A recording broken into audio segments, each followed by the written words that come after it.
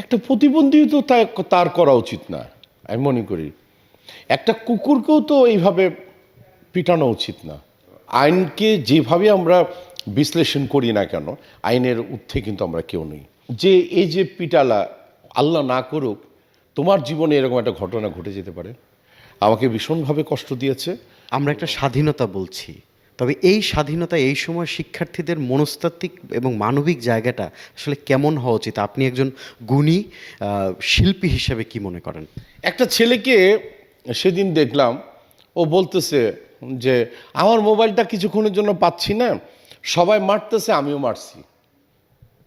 এটা কোন ধরনের কথা? একটা প্রতিবন্ধী তো তার করা উচিত না, আমি মনে করি। একটা কুকুরকেও তো এইভাবে পিটানো উচিত না। তা আমরা কেন এই জায়গাটা করছি? তুমি কি ভেবে দেখেছো, তুমি যে এই যে পিটালা, আল্লাহ না করুক তোমার জীবনে এরকম একটা ঘটনা ঘটে যেতে পারে, এটা কেন ভাবি না আমরা? কোনো মৃত্যুকেই স্বাগতম জানাবার কোনো ইচ্ছা আমার নেই, কারণ সব সন্তানই কিন্তু মায়ের সন্তান, বাবার সন্তান। তো এই জায়গাটায় কিন্তু আমাদের অনেক নিজেকে কন্ট্রোল করতে হবে, নিজেকে ভালোবাসতে হবে। শুধু তুমি নিজেকে ভালোবাসবা, অন্য মানুষকে ভালোবাসবা না, এটা হতেই পারে না।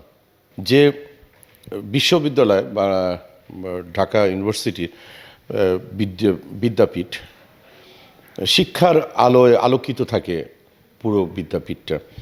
সেখানে একটা চোর সন্দেহে একটা ছেলেকে, প্রতিবন্ধী ছেলেকে মেরে ফেলবে, এটা আমাদের সন্তানদের কাছে আশা করি না।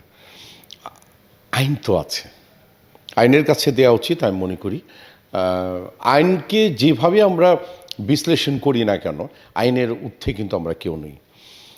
এই জায়গাগুলি কিন্তু ক্লিয়ার করতে হবে। দেন আমরা যদি এই টাইমে এসে, যে তোমরা বলছো 2024 আরেকটা স্বাধীনতা, আমরা বলছি 71 এবং 2024, সেই জায়গায় যদি আমরা ফিল করি আরও 200 বছর আগে, যেরকম কোনো পুলিশ ছিল না, র্যাব ছিল না, আর্মি ছিল না, আদ্রালি ছিল, লাঠিয়াল বাহিনী ছিল, কে কাকে পিটিয়ে মেরে ফেলতো, সেই জায়গায় যদি আমরা চলে যাই 200 বছর আগের, তাহলে আমার কিছু বলার নেই। আমাকে ভীষণভাবে কষ্ট দিয়েছে এবং